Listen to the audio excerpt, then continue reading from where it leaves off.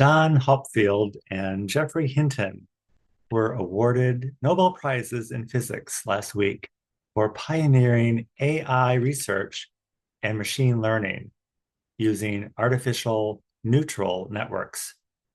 It's a new way to get around the human quality of discernment. It's just another way of telling us once again we're the problem. Why do they need to keep coming up with more ways to tell us this? Don't we already know this?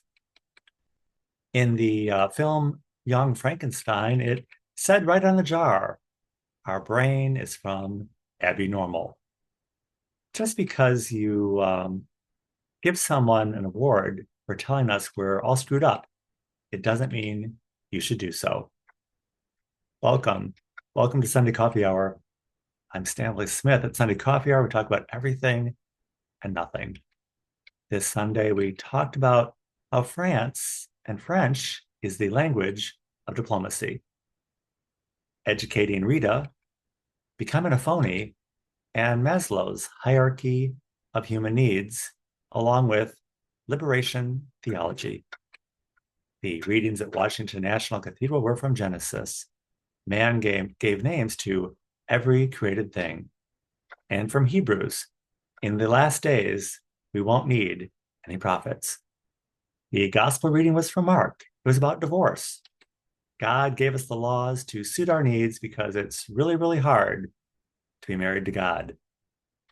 The sermon at Washington National Cathedral was from Dana Casello. Dana preached about getting a slow divorce from the world. Dana said she was in North Carolina last week and she shared how rescue attempts failed due to climate change.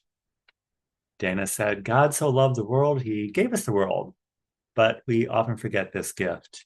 We miss the world part and focus on us. How special can we be when there are so many of us? We find it hard to believe in God's love for each and every one of us, but we can believe in climate change because scientists tell us, and we can see the results all around us. Its existence is undeniable. We need to love the world. It's part of God's creation, loving the creator and the creation. We've all had a good time living off the banquet of the consumption of fossil fuels. Now it's time to clean up the mess. Early European settlers brought the concept of land as a commodity to this continent. It's an outmoded concept and needs to be replaced with the realization that land is a sacred gift to be shared. Dana said she was lucky because she had enough gas in her tank to get out of North Carolina and back to Washington, D.C., where it's safe.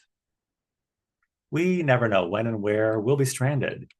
We can't count on FEMA or science. We need to learn and lean into where we came from and where we're ultimately going before we all run out of gas.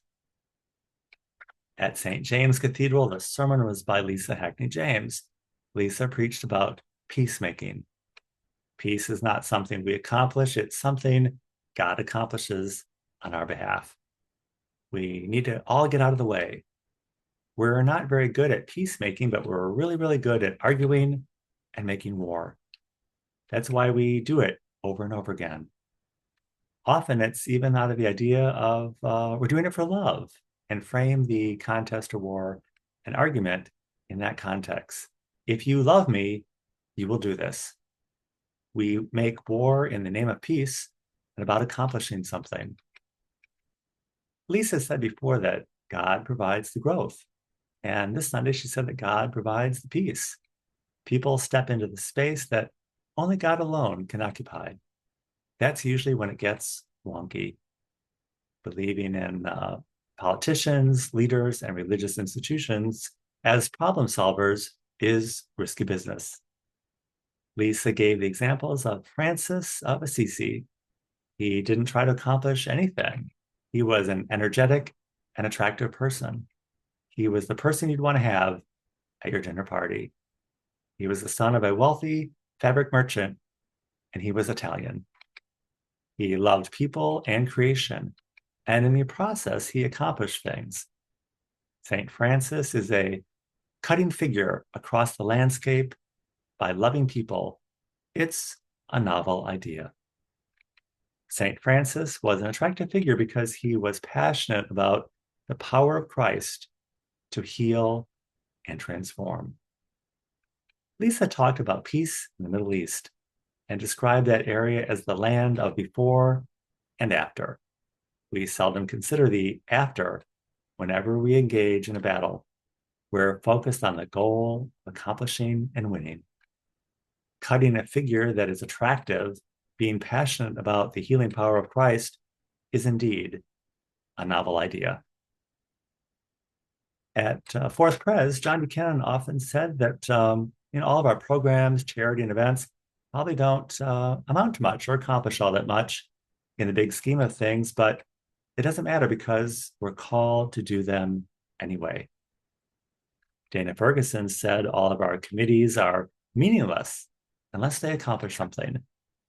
It's the difference between leadership and execution. We always need both.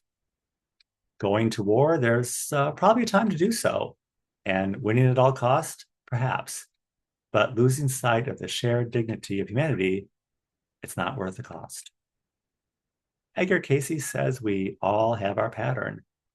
We change our pattern through our free will. There's a lot going on in the world trying to change our pattern. None of us want to do anything we don't want to do. Fighting on so many fronts takes us away from the pursuit of our own happiness. Gone with the Wind and Wizard of Oz, both in 1939, different films with different messages.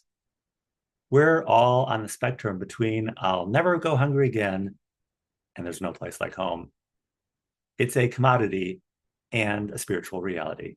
It's not an either or. It's a marriage. We don't need AI to edit out the part of our humanity that causes all the problems.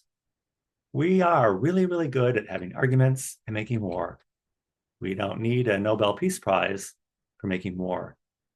We'll let God have all the honors for making peace. We don't need FEMA. We just need to exercise our free will and have a full tank of gas. If you would like to join us at Sunday Coffee Hour is every Sunday at 12 noon Central Time on Zoom. I will include my email in the description of this video. Be happy to send you an invitation. I look forward to seeing you very, very soon.